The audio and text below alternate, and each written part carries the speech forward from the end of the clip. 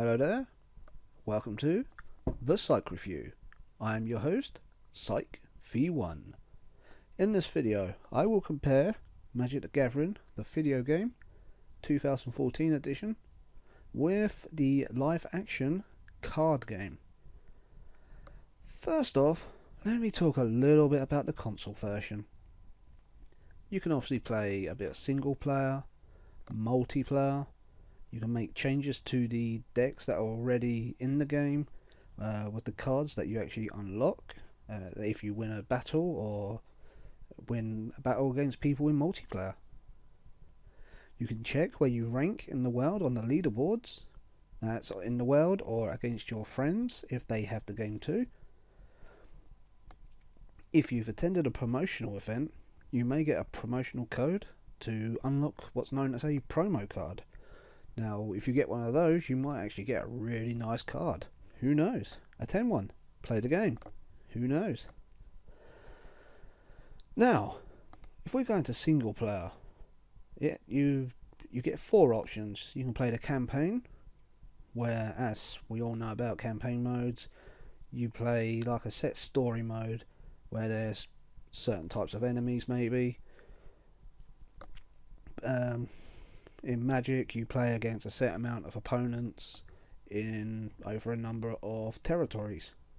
In sealed play, the first time you play this, you open 6 in-game packs, which you make a deck out of, and then you play and unlock and go from there.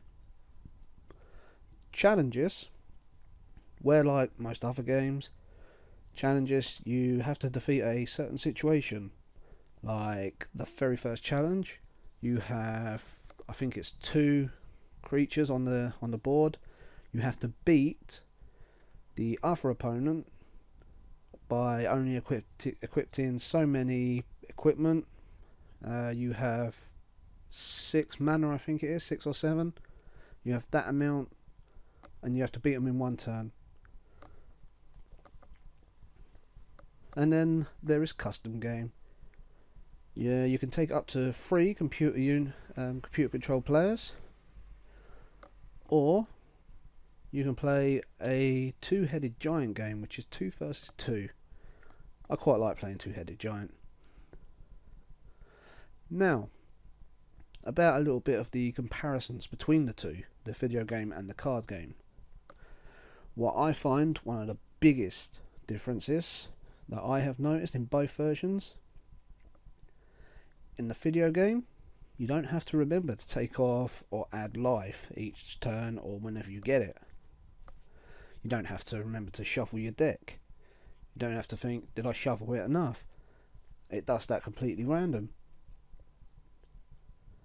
And it basically does it all for you. You don't have to count the amount of lands that you have in play. So you say, I need 6 land for this. Do I have enough? The game, if you have enough to play, if you have 6 lands and you have a 6 territory monster, it will highlight it in a nice little orange aura.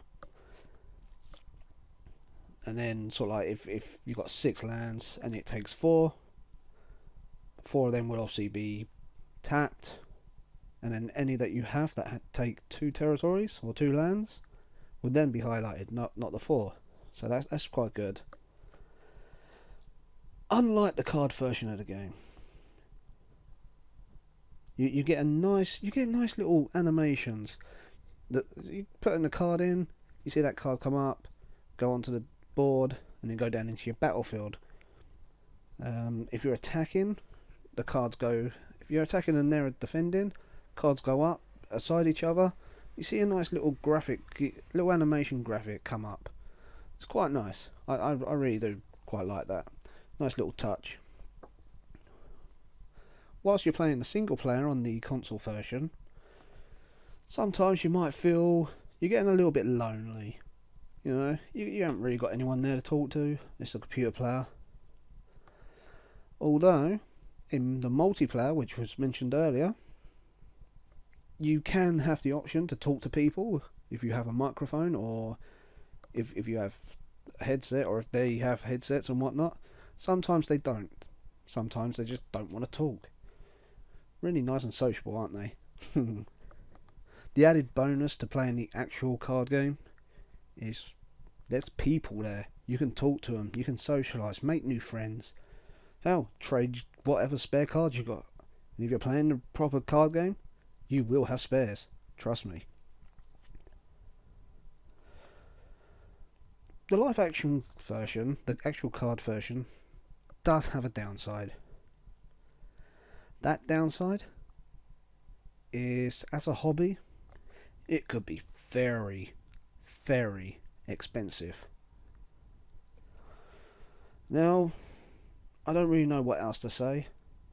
This has been the first ever Psych review. I have been your host, PsychV1. I'm going to let this video play out through the rest of the battle. Hope you enjoy. If you do, subscribe or give me a like. It's all good. And, well, nothing left to say other than see you next time.